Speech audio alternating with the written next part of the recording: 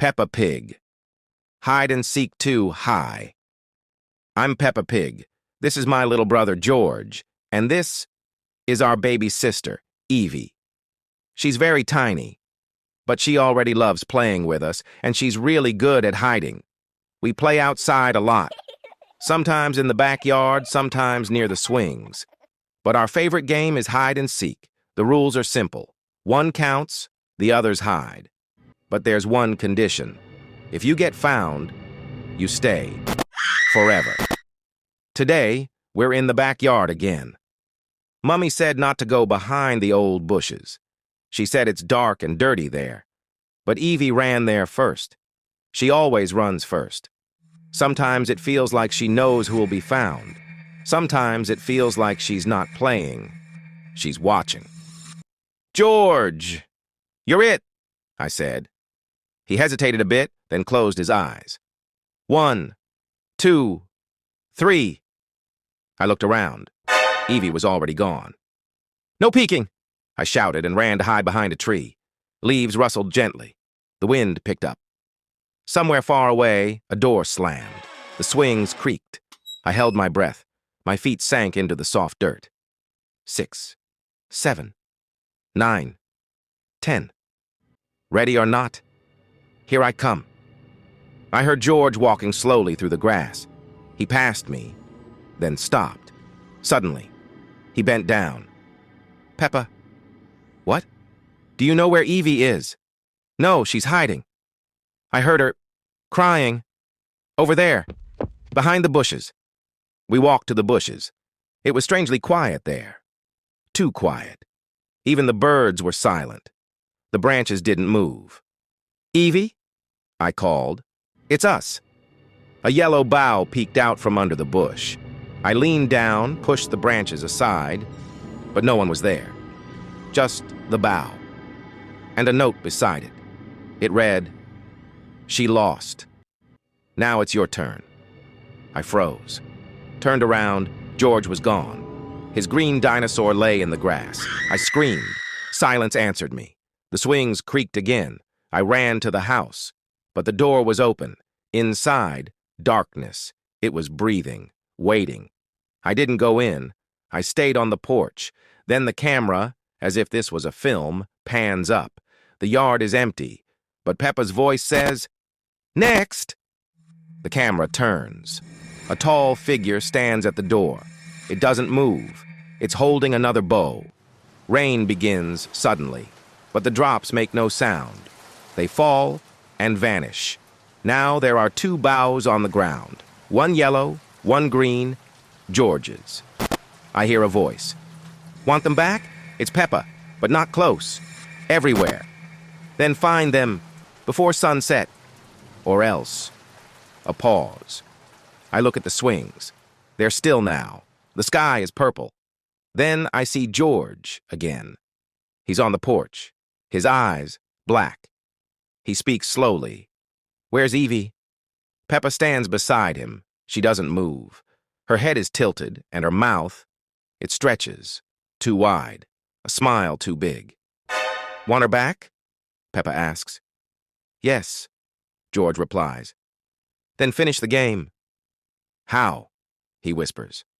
Peppa says nothing. She turns to the house. The door opens on its own. Inside, darkness like smoke. George steps forward. The camera shows his feet. Another bough falls to the ground.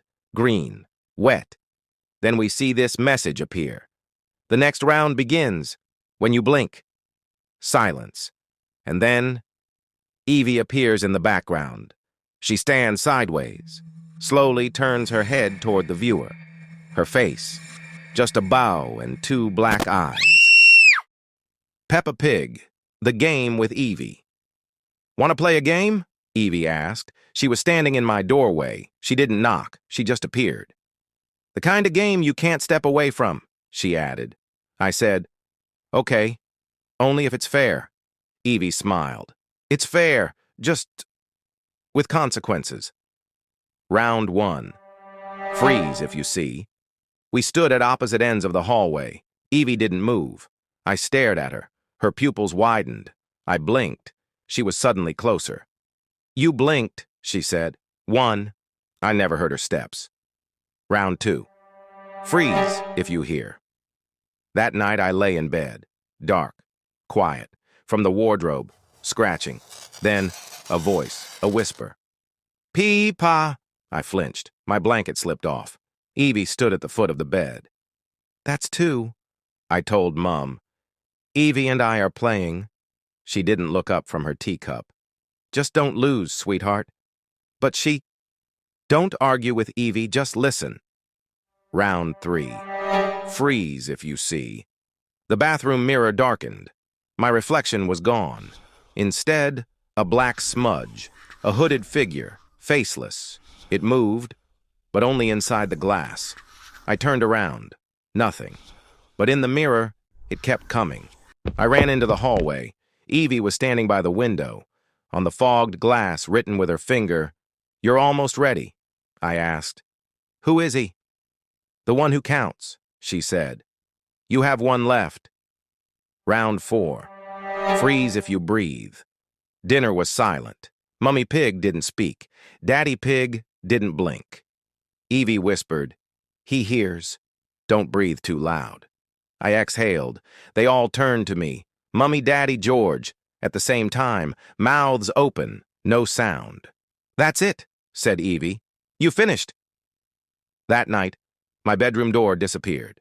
In its place, a long pink corridor. No windows, no lamps, just light from nowhere. I walked forward. At the end, a room like mine, but the walls were covered in drawings. Me. Eyes scribbled out. No mouth, wearing a hood. On the floor, a game board. The pieces looked like me, 1 standing, 1 lying down, 1 broken.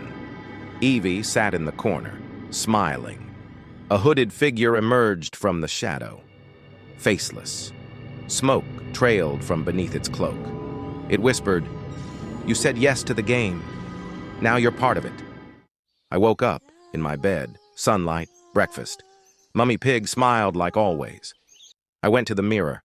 My reflection didn't move. I raised my hand. It didn't. It just smiled.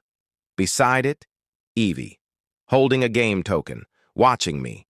Now we're playing with George. The first round begins again.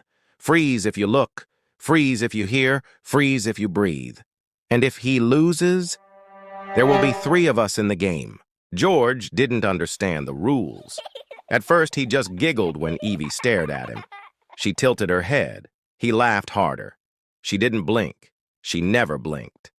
That night, George cried in his room. I heard it, but no one else moved. I got up, walked down the hallway. The door to his room was open. Inside, toys scattered, bed untouched. But on the wall, drawn in crayon, he played wrong. Underneath it, a small green dinosaur, burned. I turned to run, but the hallway had changed. The carpet was gone. The floor was black, wet, breathing. From the end of the hall, Eevee stepped forward. Only it wasn't her. She had grown. Long legs, blank eyes. She dragged a wooden frame behind her, a game board. "There's still 1 round left," she whispered. "You're the last player now." I said nothing. I didn't move. I didn't blink. I didn't breathe. But something behind me did. I turned. The hooded shadow filled the ceiling now, stretching down like spilled ink, its fingers reaching the floor like dripping ropes. It didn't speak this time. It just pointed at me. Eevee set the board down.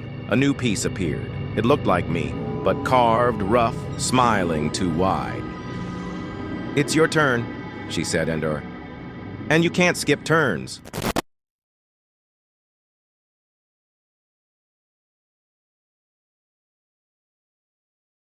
Peppa Pig, Eevee doesn't sleep today. Mummy said Eevee didn't sleep well. She woke up at night and stared at the ceiling. But I heard her whispering. Not like a baby. Words, clear, calm. "It's just imagination," said Mummy. "Baby's dream." But it wasn't a dream. I know it wasn't. That night, I woke up to a soft noise. Something was moving nearby. I sat up, and Eevee was gone from her crib. I got up and saw her sitting on the floor, facing the wall, whispering. I stepped closer. She didn't notice me. She just kept whispering, "He's coming. He's already here." Then she stopped and slowly turned to me. "Did you hear?" she asked. "He likes it when you're quiet." I screamed. In the morning, Mummy said I just got scared. But there were footprints in the hallway, too big for Daddy, too long. I showed her. "Probably mine," she said. "I must have walked at night." But I saw them. They led from Eevee's room to mine. And Daddy? He hasn't left the bedroom for days. He just sits and stares at the wall. "Don't touch the wall," he whispers. "Don't knock. She hears already." The next night, I woke up again. I stayed still, pretended to be asleep. I heard Eevee getting up, her tiny hooves tapping on the floor, then scratching, like she was drawing something. When I opened my eyes, she was at the wall scratching a circle with a nail. Inside it, an eye. One eye. Very big. It was staring right at me. "Not long now," said Eevee. "He'll be pleased." The next morning I tried to erase the drawing, but the wall was gone. In its place, a thin black crack. Cold air seeped out, like from a basement. I called Mummy. She came. She looked and said nothing. Then she picked Eevee up and whispered to her, "You did well, my little one." Then turned to me and said, "Don't make noise, Peppa." She doesn't like noise. That night I woke up in a different room. No window, no door, just gray walls and silence. Eevee was there, sitting on the ceiling, upside down, staring at me, not blinking. Then she crawled down, along the wall, like a spider, and lay beside me. "Now you," she whispered. "Now, you must be quiet." I screamed, ran to Mummy and Daddy's room, but they were asleep, with open eyes and wide smiles, like paintings. Above their bed, written on the wall, first Eevee, then Peppa, then no one. I ran back, but my room was gone. There was only a long pink hallway, no doors, no windows. I walked, and behind me I heard, "Don't sleep, don't sleep, don't sleep." I found myself in the living room. The photos were different. They only showed Eevee. I was gone. I looked in the mirror and saw her. She was standing beside me, smiling, with my smile. Then she said, "He chose me. I will stay, and you will leave." I tried to run outside, but there was no street, only pink fog. "Sleep, Peppa. You're already tired. Give yourself to the silence." I collapsed onto the floor. Everything went quiet, so quiet, and only Eevee sat next to me and whispered, "Now you're inside me, and I'm everywhere. Now I don't sleep, and I don't live. I'm just inside." I see her drawing new ones, on the walls, on the floor, in the mirrors. And if you hear this, if you see her, don't answer. Don't talk to her. Because if you say even one word, she'll think you're ready. And then you won't sleep either. Peppa Pig. Hide and seek with the shadow. Hi, I'm Peppa Pig. Today is a day off. The weather was warm and Daddy Pig said I could invite my friends over. Susie, Danny, Rebecca, Freddie, and Pedro came to play in our yard. We often play together, but today felt different. Susie brought a ball, but didn't want to play with it. "Let's play hide and seek," she said. Then Freddie leaned closer and whispered, "Have you ever played hide and seek with the shadow?" "What's that?" Rebecca asked. "I heard about it," Freddie said. "You're not supposed to start unless you're ready to finish." We all glanced at each other. It sounded silly. "Let's do it," Danny laughed. Freddie took a stick and drew a big circle in the dirt, right in the middle of the yard. "You can't leave this circle," he said. "Only the one who calls the shadow can move." Susie raised an eyebrow. "Did you make that up?" Freddie shook his head. "I heard it from my brother. He never came back. Everyone got quiet. Pedro stepped into the center. "Come on," he said. "Let's play before it gets dark." He whispered, "Shadow, shadow behind me. Show me who's here with me." We all giggled. Nothing happened. Then, the wind stopped. The sun disappeared behind a cloud, and at the edge of the street by the gate, a figure appeared. Tall, dark, hooded, standing perfectly still. "Freddy, is this a joke?" Susie asked. "I didn't tell anyone," Freddy whispered. The figure didn't move, but it felt like it was staring right at us. "It's probably a neighbor," Danny said, and stepped out of the circle. "I'll check." As soon as he left the circle, the shadow vanished, and so did Danny. "What?" I cried. "Where did he go?" Susie ran toward the fence, but he was gone. Freddy grabbed her arm. "Don't leave the circle," he said, "unless you want to be next." Mummy Pig looked out the window. "Peppa, is everything okay?" I tried to speak. Nothing came out. She stared at us for a moment, then closed the window. "This isn't a game anymore," Rebecca whispered. Pedro didn't say a word. He just stared. Susie squeezed my hand. "If the shadow comes back, I'll run." "No," I said. "Please don't. If I distract it, maybe you'll escape." I shook my head. And then, the figure returned. Now it stood by the gate, closer than before. It raised its arm and pointed at Rebecca. "No!" she screamed. "I don't want to." She ran. Halfway to the house, she vanished. Only her blue earband remained on the ground. Freddy dropped to his knees. "The shadow chose," he muttered. "It already chose." I turned to Susie. "Please, don't run." But she smiled sadly. "If I make it out, I'll find help." She stepped out of the circle. A gust of wind rushed through the yard. I closed my eyes. Silence. When I opened them, Susie was gone. Now only me, Freddy, and Pedro were left. Pedro was staring at the same spot in the dirt. "I hear it breathing," he said. "Who?" I asked. He didn't look up. "It's in the circle now." I turned. My shadow was moving, but I wasn't. It shifted, tilted, it waved at me. I gasped. Freddy whispered, "It's already inside." Then Pedro vanished. Only his glasses remained. I was alone, breathing hard. The circle was quiet, but I wasn't.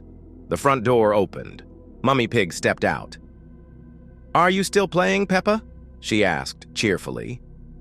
I turned to her slowly. There was no one else left. I tried to answer, but no sound came. The yard looked normal, but the circle was still there, scratched into the ground. I looked down. My shadow stood still. Then, it waved again. I stepped back. It stepped forward. And then, I saw its face. There wasn't one, just darkness, empty. Wind brushed past me. Leaves rustled. No one else moved. I turned to go into the house, but I couldn't move. My legs wouldn't let me leave the circle. I turned back. The circle behind me was glowing faintly, and I heard it. A whisper. "Your turn." Peppa Pig, the stranger in the school, it's Lynn Gang Melon. "Hi, I'm Peppa Pig. This is my little brother George, Mummy Pig, and Daddy Pig. Today we're going to school. Usually I'm happy when it's a school day, but from the very morning I felt uneasy. Outside, the sky was gray and heavy, hanging over our house. Last night I had that dream again, the same one for the third night in a row. In it, someone was standing outside my window, very tall, wearing a hood. He didn't move, just stared. And each night he got closer. When I got to school, Madame Gazelle greeted us. Her voice was tired and she didn't play music like she usually does. In class, she said today we would draw fear. Fear. None of us understood what she meant. She just repeated, "Draw the one who frightens you." I didn't know what to do, but my hand started moving on its own. After a few minutes, a dark figure appeared on my paper. A tall silhouette in a hood. Instead of a face, emptiness. As if I knew how to draw him. When Madame Gazelle saw my drawing, she froze. She stared at it for a long time, then smiled, too wide, and said, "Very creative, Peppa." But in her voice, I could tell. She was afraid. At recess, I walked up to the window. Something made me look outside, and I saw him.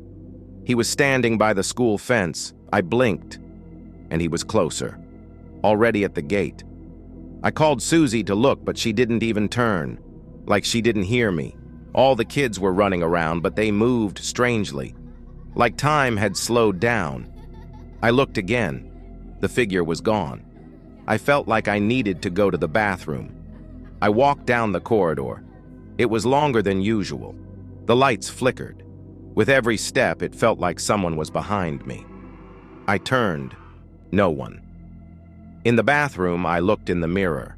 It was fogged up slightly, even though there was no steam or water. And then letters slowly appeared on the glass, as if someone had scratched them from the inside. "Don't go home." Just like that. No explanation. I stepped back but slipped. When I got up, the message was gone. I ran back to class, but it was empty. The desks were all in place, but no kids. No Madame Gazelle either. On the board, someone had written in chalk, "He's already inside." Over and over, like someone had written it in panic. I called out for someone, but no one answered. Then I crouched under a desk, and I saw someone's feet, pale, still, and a shadow slowly began to crawl out, a figure in a hood, a black face, or rather the absence of one. The face was a void, like a hole.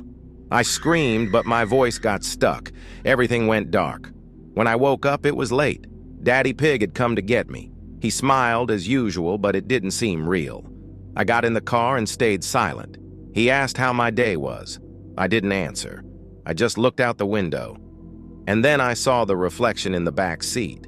He was there, in the hood. The face never appeared. Just emptiness. But he was looking. I didn't know how it was possible, but he was looking right at me. Daddy didn't notice anything. I didn't say a word. We drove home, and he stayed there. Since then, he's never left. Sometimes I see him in the mirror. Sometimes in the window while we're eating. Sometimes he stands in the corner of my room. I don't talk about it. I tried, but everyone just laughs. Mummy said it's just my imagination. George drew him yesterday. He didn't say anything. Just gave me the paper.